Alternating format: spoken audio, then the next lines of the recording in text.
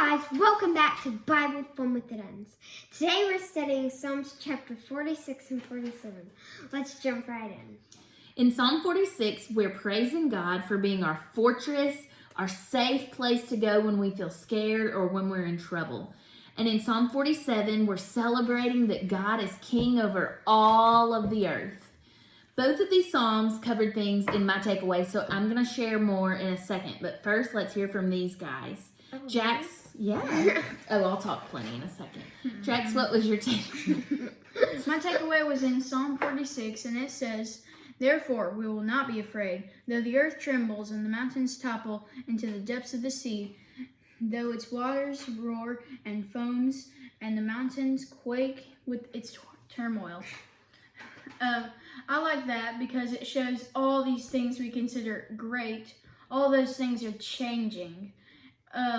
But God, who is great, He does not change. He's never changing, and He's always amazing in who He is. I agree. I love that too. And I need a God to be unchanging because I am all over the place. So I like that He's different from me. John, what was your takeaway? Mine is really short today, and it is, "For God is the king of the whole earth." And I chose that because God is the king over the whole earth. It's self-explanatory. And you better observe that. Yeah. And that both of those takeaways go directly into what I took away. So both of these Psalms remind me of the power and the control that God has. It tells us of His character really, really well, very clearly, lots of good description. Being reminded of these characteristics in God's Word is super reassuring to me. I like to have control, or I like to know what's going to happen in the future, but I have learned that that's not possible. For the most part in life, you're not going to know what happens next. You're not going to know, even when God tells you to do something necessarily, you're not going to know the outcome. You may not. We've been reading through Abraham's story, and he said move, and he didn't give all the details or a roadmap or even the place he was supposed to go. And I love that obedience, but it can sometimes make me nervous and sometimes make me fearful, but reminding myself of God's character and these things like He's never changing and He's always with you really help me. Feeling out of control can make me nervous or scared, but looking to God's Word and to who He is helps me to not be afraid and helps me to trust in Him. Psalm 46 tells us that God is our refuge and strength, and He's always with us when we're in trouble. Psalm 47 tells us God is king of all the earth. God reigns over the nations. God sits on His holy throne. There is nothing that happens on the earth that God is surprised by. He is king of all the kings, and David reminds us of this as he is king himself, and he goes to God calling Him his king.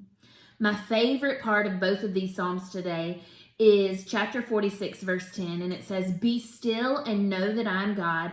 I will be exalted among the nations. I will be exalted in the earth."